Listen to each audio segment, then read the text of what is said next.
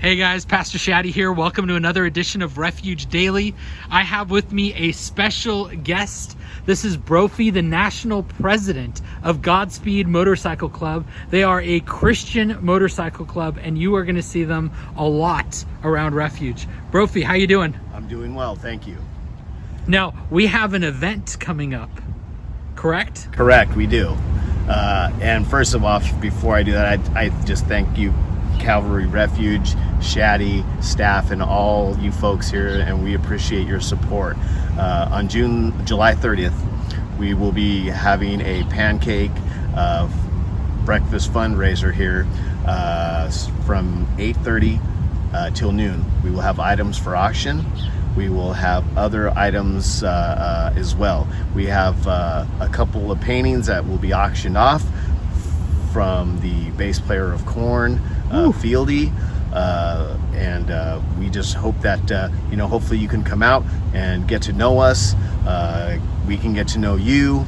We look forward to being with our fellow Christian brothers and sisters. I just thank you from the bottom of my heart. Thank you and love you, and God bless and Godspeed.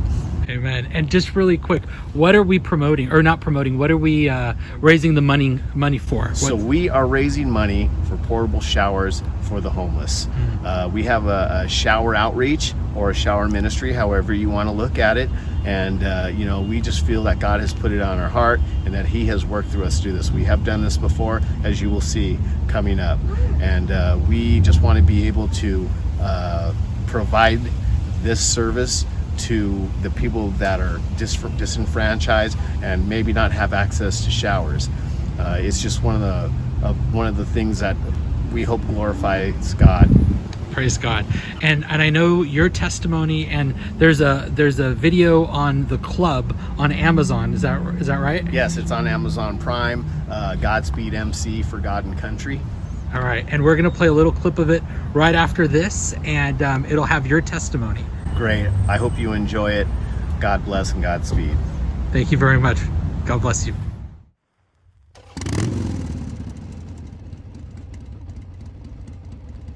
The world I live in's given up on me. My family's given up on me. My friends have given up on me. I feel like God's given up on me. My life is in shambles, in pieces, like broken glass after a shatter of a broken window. I wish my family loved me. I wish God would show me He loves me. Sometimes, I don't know if I can love me. Where can I turn to receive the help and love I so desperately need? Is there anyone out there that hears me?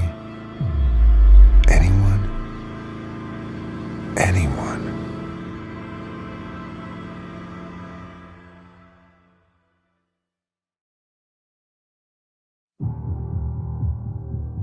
I grew up in Northern California, Santa Clara, California to be exact.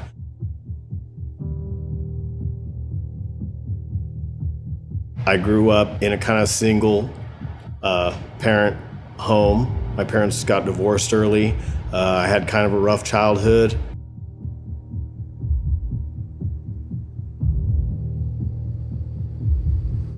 I didn't have much adult supervision, so I got left to my own devices a lot as a kid.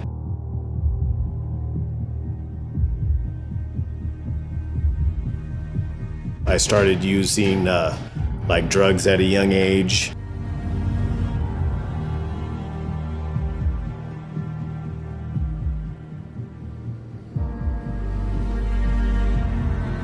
Grew up kind of rough, I grew up fast, and I hung out with what people might call the wrong crowd. I didn't really think about it at that point in my life that it was really wrong. So my influences weren't really all that great. I didn't really have any heroes at that point in my life.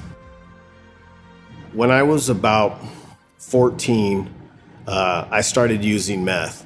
addiction grew in my life and basically took over my life. I got homeless because, I wasn't working. I wasn't really like a contributing member to society. I was dealing drugs.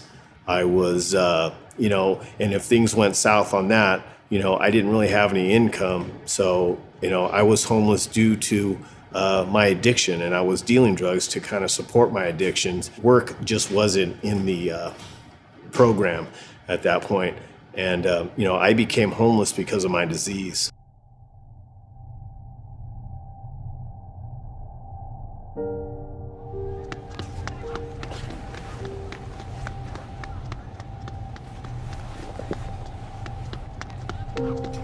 Well, initially, when I was homeless, I was like sleeping on people's couches.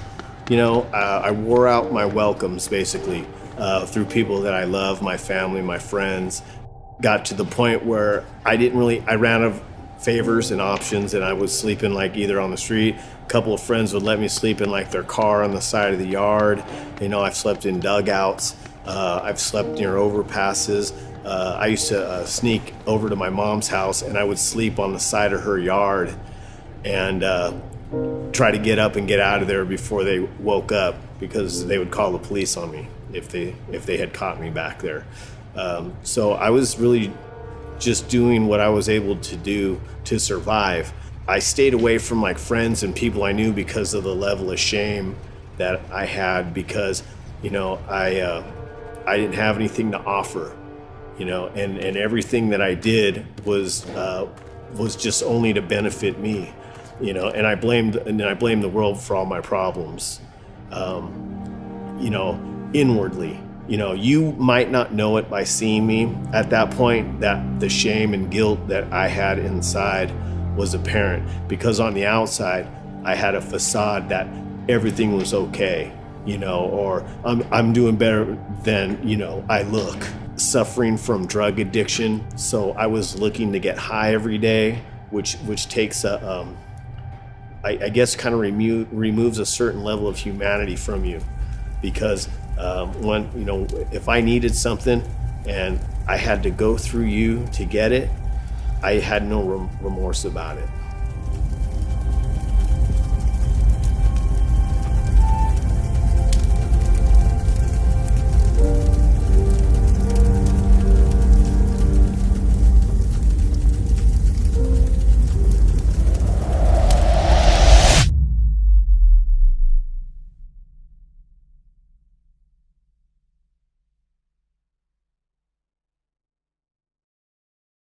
It was about Memorial Weekend of 1998.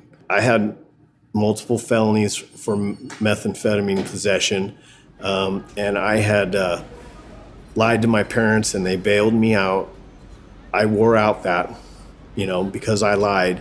And then while I was out on bail, I caught another charge, and I went down for that. And there was no way that I was going to be able to call my folks and ask them again, because I had been lying to them for months. But that wasn't really the bottom. That just was the lead to the bottom, because after I did the time for that, I got out and I had nowhere to go. The first thought that came to my mind is, what crime could I commit to just stay in jail for another 3 months till summer comes? For that to be my first thought, I was at bottom. So I had that temporary moment of clarity right before I made it back into town and hooked up with my meth dealer. When the judge told me, hey, we're gonna hold you till the end of the day, until your probation officer can get here, and we'll find out what your fate's gonna be. So as I sat in that room, I thought to myself, you know what? I like how I feel right now. I just don't like where I'm at.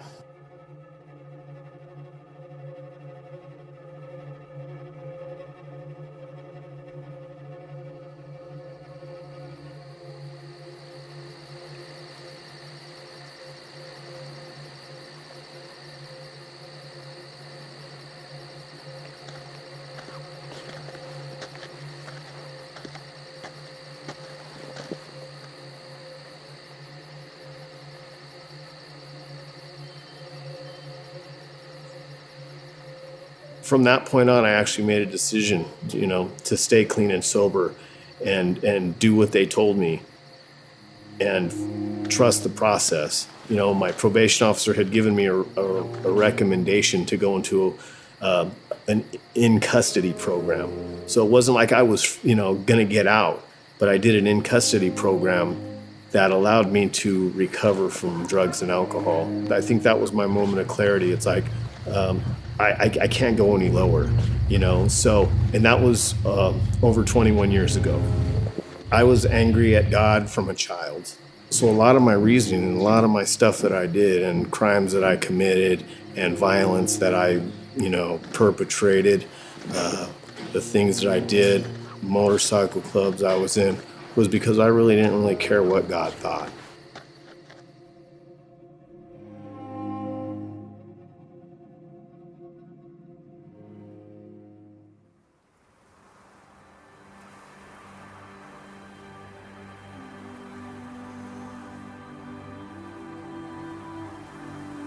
It wasn't until I was about 11 years sober that I came to Christ, and it was, through a church ministry and, me actually giving back to somebody without expecting something in return or taking something from that person.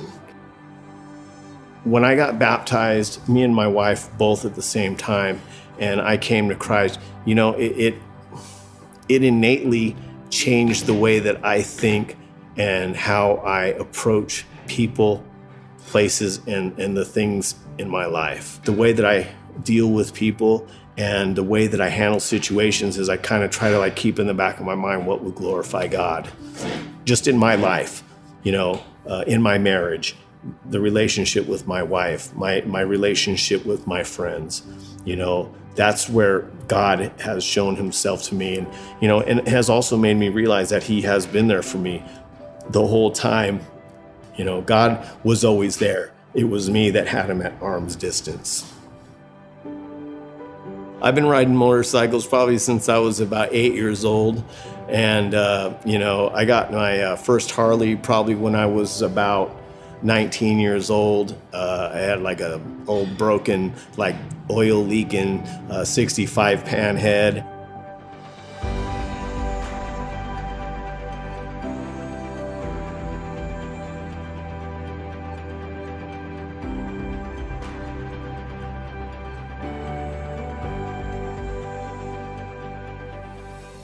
Godspeed was founded by Bill Zablan and Jim Condon, and basically the vision that they had at the time was to be a motorcycle club that could minister to the one percenters.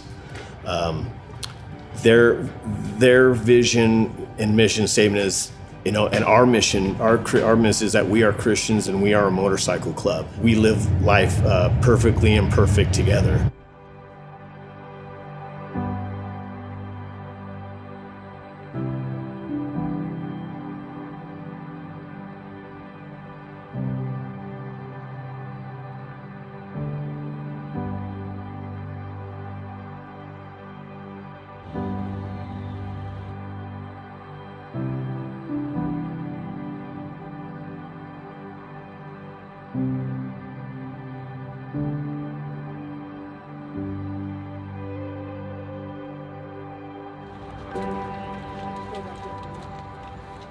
The reason why I come out here is because I love serving, I love outreach, and when I serve for people. I'm actually serving for the Lord.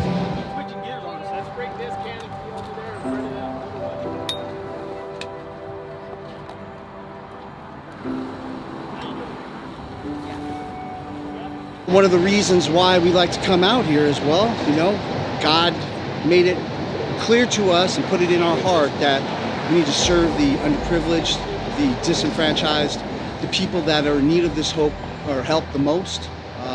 We hope that through this that we can inspire other people, other clubs, other organizations to do the same thing. We're chosen few. We're chosen few. We are the dark horses, that have been instructed, if you will, by God, by each other, by a sense of understanding that there's a need out there, and there's no better group of men to fill that need than us. I like what they represent as far as a group of Christian men riding, enjoying things in common interests. You know, I keep saying that, but that's really what it's about. You know, you enjoy each other, family, you know, you do things together. Misconceptions that people have about motorcycle clubs are that we're always violent, that we're always committing crimes, that we're always stealing things, we're always, we're always out drinking and breaking stuff and harming people. That's not what motorcycle clubs are about. The passion at first for homeless people, I was like a lot of people and thought that they're just there because they want to be there. Being around it, I see that there's most of the people there don't want to be there, and if they could, they wouldn't be. It's such a 180 for me as a person who used to just take things from people and without remorse, you know, and coming from a violent background on it too. You know, God has changed me in that respect. You know, and Godspeed continues to temper me down that avenue, you know, and my brothers keep me in check, and I keep them in check, you know, through their love and their brotherhood and their commitment, not only to this club, but to me as a friend and a brother. You know, I couldn't put a level of what Godspeed's done for me, because it's continuing to do for me, you know, as we continue to try to glorify God through our motorcycle club.